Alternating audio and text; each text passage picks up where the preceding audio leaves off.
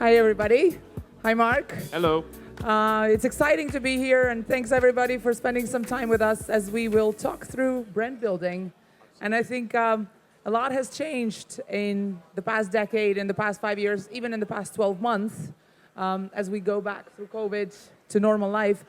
Tell me, Mark, how has brand building has changed in your career? You've seen it all.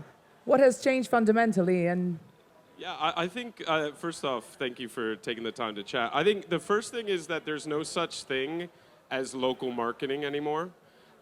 Anything anyone does in the world of global brand building is global the day it hits, social or anything like that. So I think that mindset and that change fundamentally changes what we do, especially on a global or international standpoint.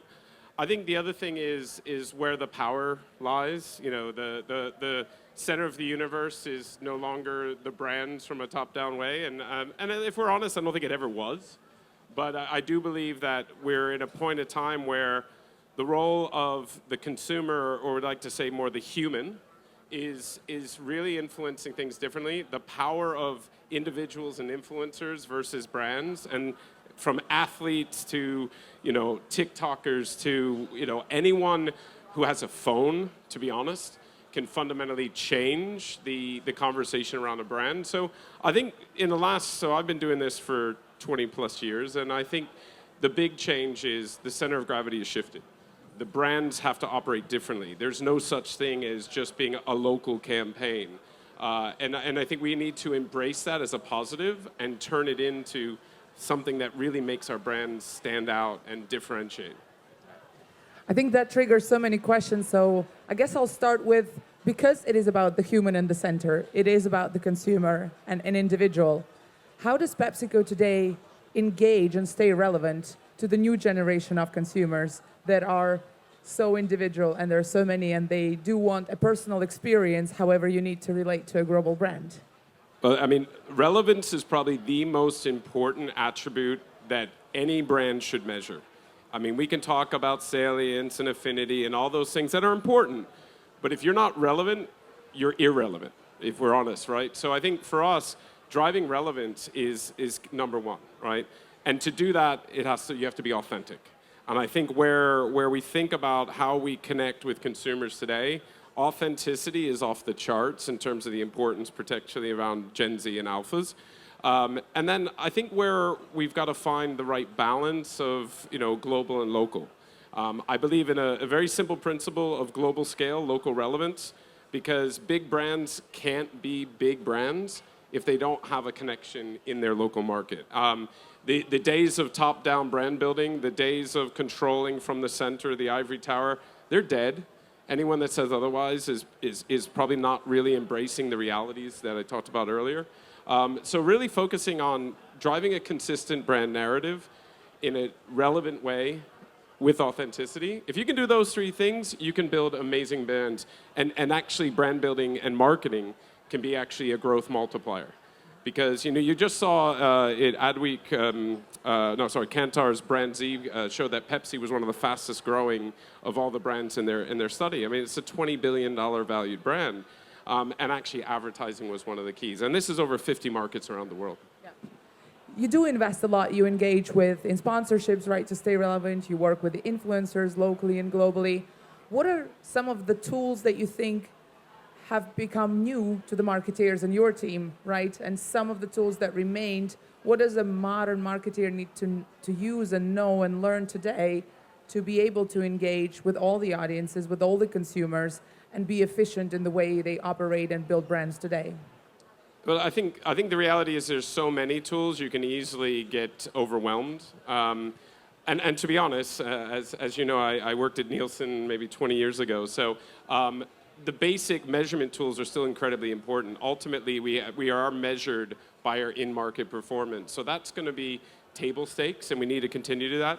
The role of consumer data and the evolution of consumer data, we've built a lot of tools in-house. We have a tool called Ada, which is actually powered through one of our partners. But ultimately, we're evolving our internal look at data. And then, frankly, social listening, and that's a generic term, but we've built our own models. We work with many partners.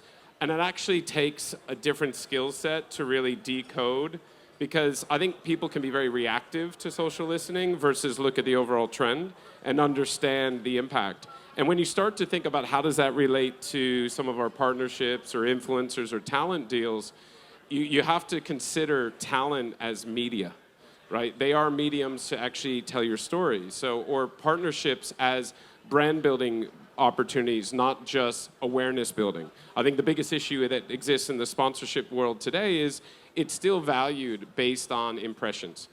You know, most deals, and Nielsen Sports is a good example, we look at the industry based on the value of an impression versus the value of the brand building opportunity.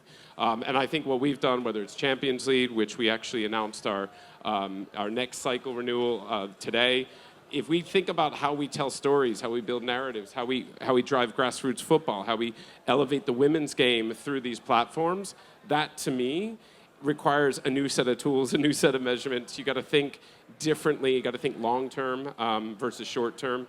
All of these things make being a marketer a lot harder, but actually makes the importance of data and the importance of understanding how to use tools even more important. I think you're raising a very good point. There is, I think, as a company that does data, I think there is a very thin line between having enough data or having too much data and not ending up in analysis paralysis and not being able to make a decision. So my question is, have you seen any new KPIs or metrics coming up which distinguish the ability to go analyze and paralyze yourself, but between measuring the result?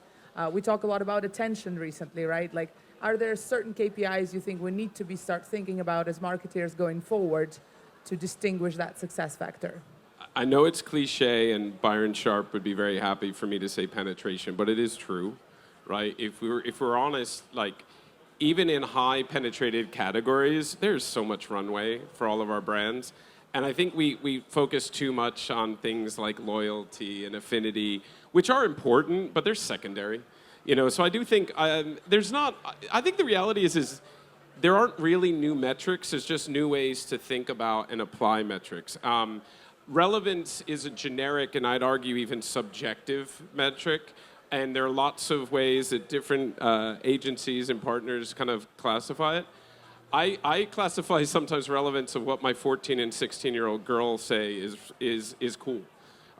You know, and I think that kind of relevance is a very real metric. So how do I quantify that is through different studies and things like that. But look, if penetration is still king, queen, and prince, if we're honest, relevance is more important. And within that, relevance within channels and cohorts. And that, to me, is if you can do that, you can drive distinction, and therefore you can drive overall brand value. I love it because what it fundamentally does, it just backs us to the base principle that we remain humans. We are surrounded by technology. We are consuming data or content or products in so many different ways. But at the end of the day, we're humans with basic needs, with core values, and we need to stay relevant, right? Which takes me to a question which I was curious about. Innovation is so important, right? And different companies are managing the funnel of innovation differently, but with the evolution of technology, with the outburst of flavors, tastes, contents, right? How does the innovation funnel and spiral looks like for PepsiCo? And has anything changed? Or how does your team, how do you unleash the creativity within your teams to drive innovation?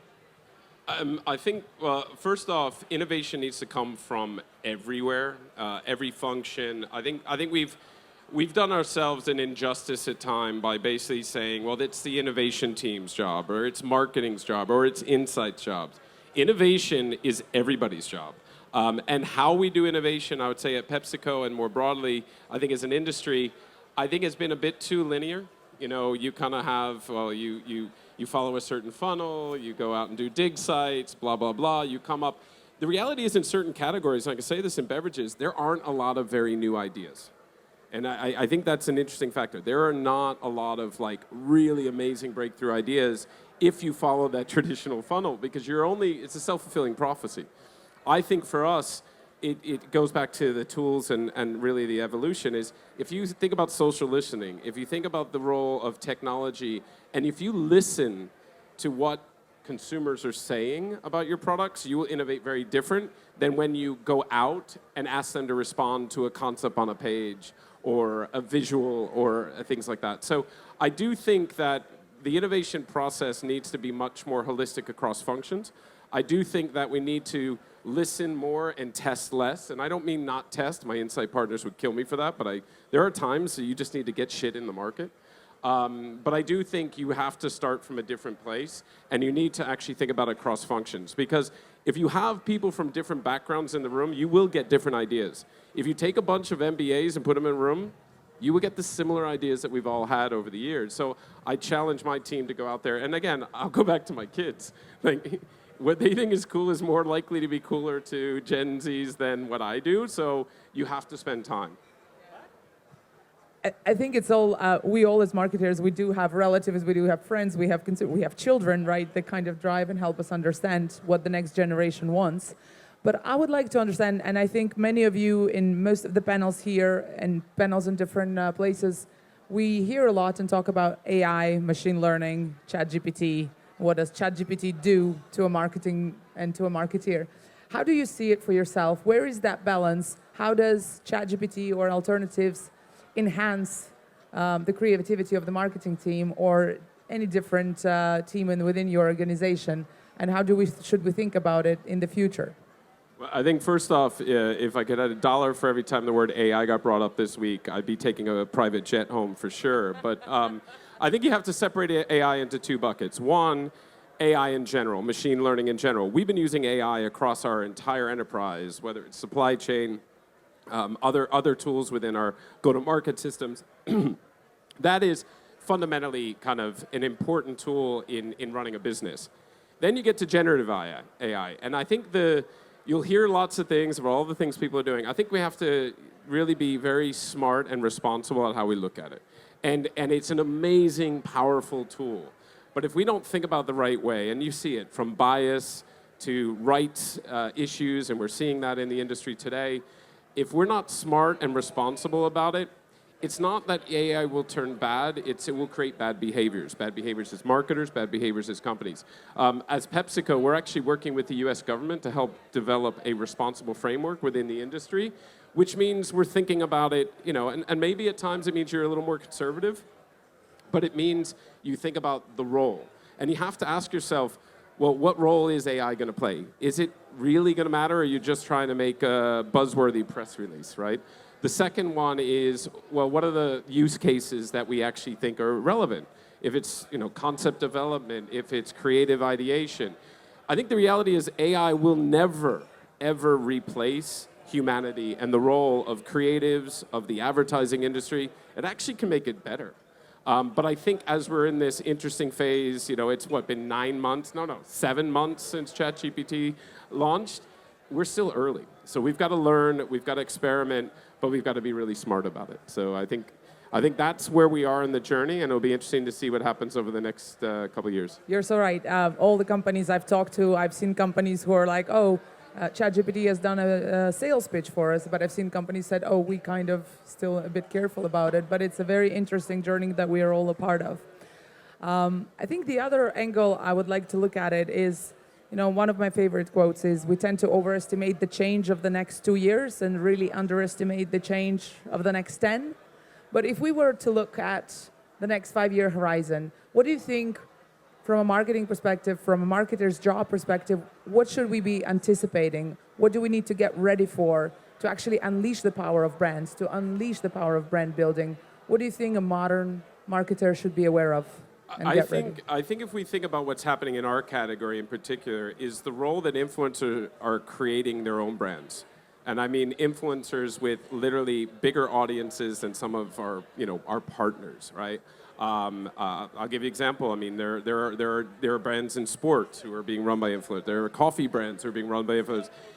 Their model is really interesting. And I think as marketers, it doesn't matter what category you work at. You've got to look at these companies, just like we looked at startups 20 years ago in the dot-com era. And you got to think, what can I learn from them?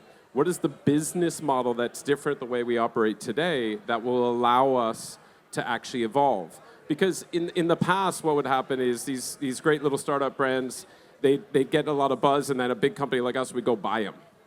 And then typically when big companies go buy small companies, there's not a great track record in kind of maintaining that momentum. I think what's interesting now is in the next 5 years, is that traditional companies will look at emerging companies and kind of startups, and many of them today are influencer-led, and we'll think about our business model. We'll think about how do I leverage the scale and the power of a massive, in our case, $90 billion company, and actually bring more flexibility to the model. Build brands in different ways that are going to allow us to, we're going to have to experiment, we're going to have to we're going to probably fail a little bit, but I think at the end of the day, like, fear is a good thing. I said the other day that I think fear is actually excitement in disguise. And I think it's that same kind of gut feeling you have. If you're not feeling a little uncomfortable, maybe it's the wrong thing. Like, it's okay to feel uncomfortable, and you got to challenge yourself. So I think these new models will force companies like ours to think differently. We're already doing that, but the bigger you are, the harder it is to pivot. So I think it's going to be a learning process. Are there, because it's a learning process, and I think we love to talk about successes, we less talk a lot about failures, right, or the learning processes. Is there anything within your experience that you thought, okay, we tried, it didn't work out, but however, it was such a great learning experience because the next iteration was actually a success? Anything that you can share? I'll give you a specific product that actually allowed us to evolve another product. We had a product called Drinkfinity, which was, it was a bit ahead of its time. It was a reusable bottle with pods that allowed us to kind of customize beverages, very, very much personalization, and not at scale. It was a very interesting product that we launched in Brazil. We tried to take it to a few markets.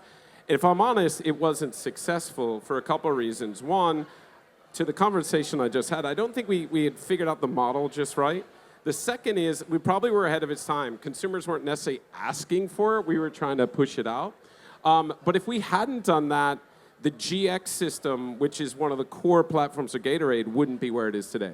Those same pods are the pods behind GX. And I don't know if you saw, about a year ago, there was literally a TikTok phenomenon of people like making Gatorade GX products with pods, and like Dick's Sporting Goods sold out in like 2 days. I had to actually ship some to my kids because they couldn't find them when they went shopping. So I think there's this moment in time where you take the learning from something that was really a good idea, a really great insight, maybe ahead of its time, maybe the wrong business model, but you use that learning and you let it fuel other platforms. And those platforms then become equity builders, halos for the core, and I think can fundamentally change your business. I love it. I think this is a great example. We do need to talk a little bit more about things that didn't work out but taught us, right? Because we tend to forget about this important process. And while we were preparing, we didn't necessarily go in that direction, but I love that we actually ended, and thank you for sharing that story. That's a great one. I do want to open up to the audience, if any questions, and there are. Let's do it. Do we have a mic? Yay.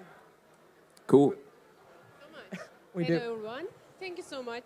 It was amazing. I just wanted to ask a question about costings. Like, it's okay, we are talking about content and communication, but there's a truth in the world that we have high inflations and increasing material costings and the supply chain costings. And I see that like your operating profit margin is decreasing year by year. Maybe you are not able to reveal your strategies behind it, but is there any idea or any opinion that you can share with us so that we can implement in our strategies as well? I mean, look, it's a good question. It's a real question, and everyone, regardless of the industry or business, deals with it. I think the first thing is I'd reframe the conversation of the cost of things, but more importantly, the value you deliver as a brand, as a product. We've seen currency devaluations in places like Egypt and Pakistan and Turkey, like a massive, massive level. And what we've had to do is pivot. I mean, we're literally redoing our plans almost on a regular basis because of the macroeconomics and financial impact of some of these moves. But ultimately, what it's allowed us, and in some ways forced us to do, is figure out, well, what is a different way to deliver value through your brands? We do it through traditional ways like price pack architecture. Some cases, we just literally have to manage it through the P&L and absorb costs, which is never easy for any business, but it's fundamentally the types of things you have to do, because I think the other thing I would say is you can't stop investing. I think a lot of people will overreact and stop advertising or stop brand building or stop executing these programs. In fact, and studies will show, the brands who continue through these tough times and invest are the ones who actually have the longer term growth. So my biggest advice would be focus on value, not cost. The second is find ways within, whether it's price pack architecture, whether it's in the channels in which you spend money, there are more efficient ways that you can actually be more efficient. But the last point is don't stop investing in your brands, because that to me is a road, it's a very slippery path.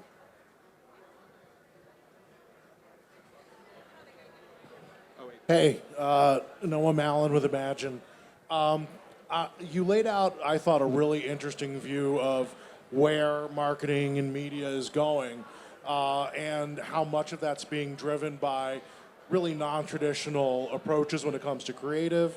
So I'm wondering, where do traditional ad agencies and media agencies fit into this future when, on the one side, it's easier than ever to do the kind of media part and bring that in-house, and on the other side, you have people who are moving culture outside of that ecosystem. Is there a role for them? And if so, what do you think it is? Well, first off, there is a role, and I think the challenge that the traditional agencies, and I think I'd start to say, I would, if I asked everyone in this room what it defines a traditional agency, I think we get all different answers, right? So I think there's a role, but if traditional agencies, and what I'll call it traditional agencies, above the line, AOR type, TV-centric ad agencies, yeah, if they don't evolve, they're going to have a really hard time. And we have massive partners with some of the biggest in the world, right?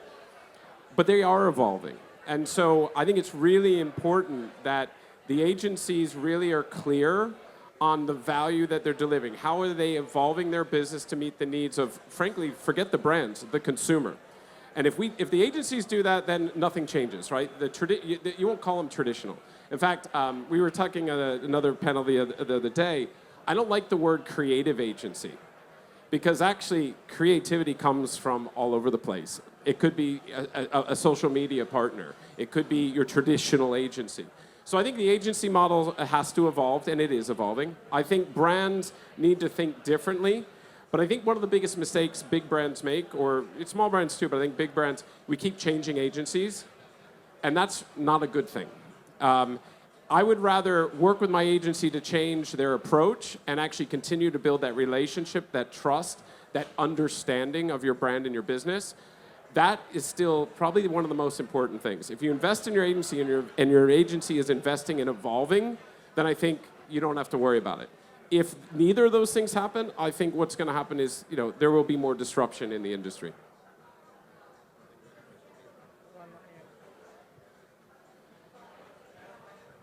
Thank you. Speaking of relevance between Gen Z and Alphas, what are your thoughts on open gaming world platforms like Roblox and Fortnite? I think they're really awesome, but I, in many cases, can't engage in those platforms because of some of our marketing commitments around marketing to kids. You look what Travis Scott did, right? I know it's been a couple years. That's still really cool. And if you think about what Roblox has done to Vans, or what Roblox has done with Wendy's, these are amazing platforms for and by the way, it's not gaming. It's engagement. It's brand building. It's commerce. So, those are two examples that I might not personally, with a lot of my brands, be activating in. But, look at what Claire's has done. Look at these brands who have taken these platforms and turned them into media channels, commerce channels, engagement channels. So they're here to stay. I think it's going to evolve even more. I think traditional media channels, the Netflixes of the world, the Spotifys of the world, you're going to see them playing in these immersive spaces. And that is when it becomes a much more broader mainstream audience versus maybe a more niche younger audience or a specific gaming audience. But I think they're critical. And I think we're just seeing the beginning of how brands are figuring it out. And I think we need more platforms because it's, if you think about it, there's a lot of the brands doing the same thing in Roblox. And I want to see some more interesting stuff. I love for these partners to challenge us to do even more different things. And I would also say to them, the Netflixes, the Xboxes, the larger scale players in the entertainment space are probably going to be in those spaces soon.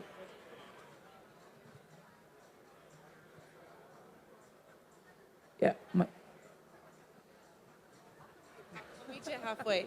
Hi, I'm Charlotte Mosted from HealthAid.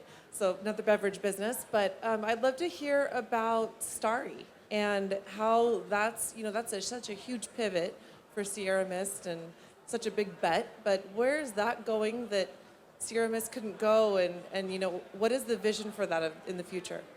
So I'll start by caveating the fact that I'm responsible for international, and that's a U.S. brand, but I know enough about it that I can give you perspective.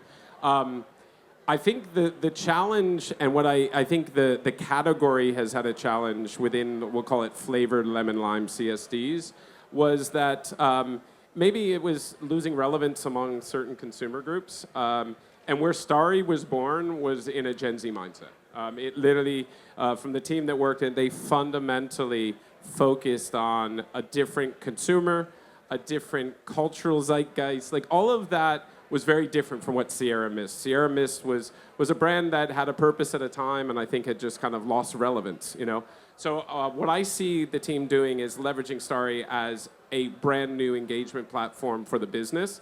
Yes, it's a lemon lime CSD or soda, but ultimately it's a new way to have conversations with millennials in a fun, differentiated way. Their entire marketing mix is digital. Yes, they've done some stuff with partnerships with the NBA and others, but they're very digital-centric. They're very TikTok-centric. They're thinking very differently about their model. And I think that's the biggest difference, and it goes back to the point I made earlier. If you're going to drive authenticity, so a brand that people think is authentic, the product is authentic, and you can actually engage and be more relevant to a different cohort, you sometimes need a different brand, and that's what Starry is intending to do. I think we're done, right? I think you are. Give it up one more time for Mark and Katya. Thank you, guys. Thank you so much. Thank you.